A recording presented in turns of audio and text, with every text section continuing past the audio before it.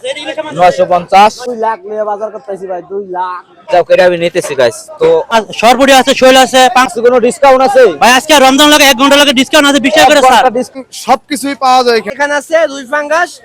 Guys আজকে আসছি বাংলাদেশি বাজারে, আর বাংলাদেশি বাজার থেকে নেব বাংলাদেশি মাছ।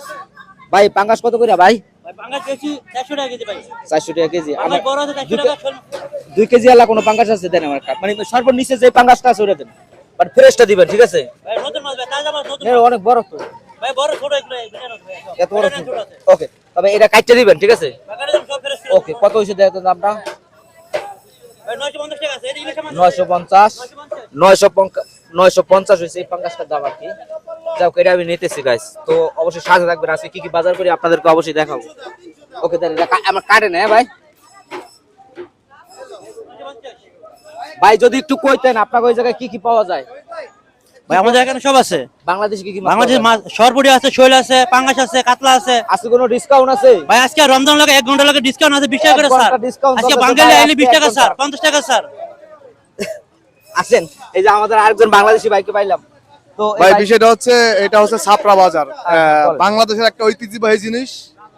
আমরা বাঙালিরা যারা আছি সর্বদা সর্বক্ষণ এখান থেকে আমরা বাজারঘাট করি।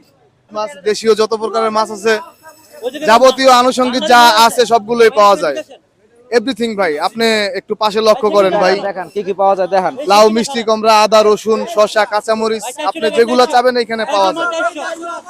এক কথায় বলতে গেলে হচ্ছে আমাদের বাংলাদেশের গ্রামের যে একটা আবহাওয়া, একটা পরিবেশ, ওইগুলো হচ্ছে আমাদের বাংলাদেশি আর মাছ পাওয়া যায়। চলতেছে এই জায়গায়। যেমন দেখেন, এক বড় ভাই এখানে আইর মাছ তুলছে।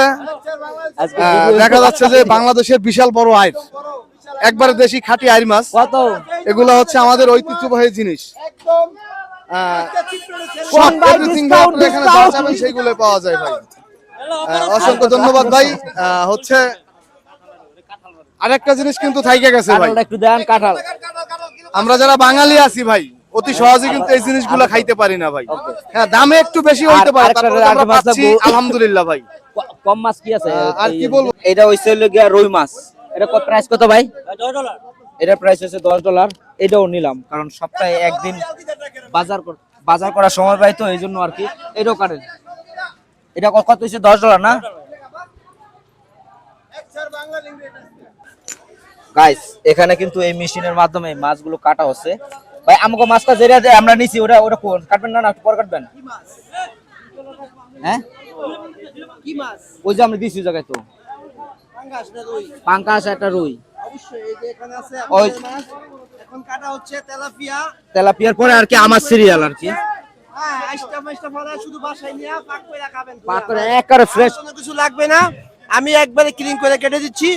হ্যাঁ, আর এখানে আছে রুই ফাঙ্গাস, খুব সুন্দর করে আমি কেটে দিচ্ছি। এটা কিন্তু গাইস আমি নিছি, বুঝছেন? অবশ্যই কমেন্টে জানাবেন কেমন হলো। আসবেন। ওকে ওকে, থ্যাংক ইউ ভাই। কাটে তাহলে 1 পা 200, 1 পা 200 লাগাইছে আজকে, চলতেছে 1 পা 200। ওকে, গেল কাঁচামরিচ একটা ডাটা দেন।